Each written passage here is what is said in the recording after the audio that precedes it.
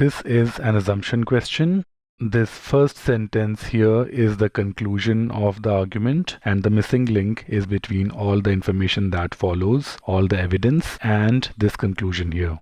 See, the argument says that the piece was composed between 1595 and 1600 because it could not have been composed earlier than 1595 because there's a mention of a monument that was erected in 1595, and after 1600 Shakespeare stopped using a particular ink.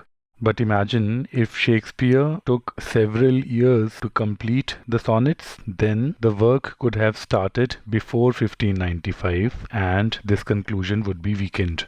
So answer choice D strengthens the conclusion. This is something that must be established for the argument to hold ground, and therefore it is something that is a valid assumption.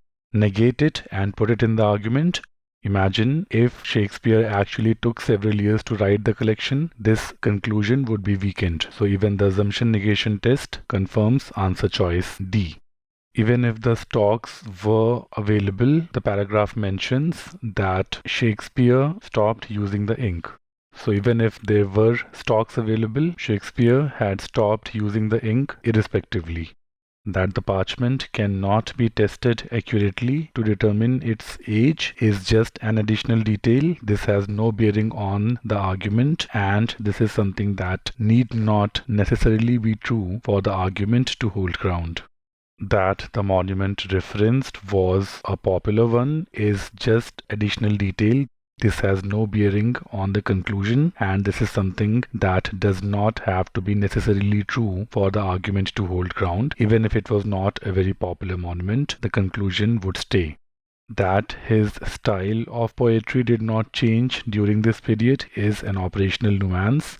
This has no bearing on the argument, and once again, this is not something that must be true for the argument to hold ground. Even if his style changed during this period, the conclusion would hold.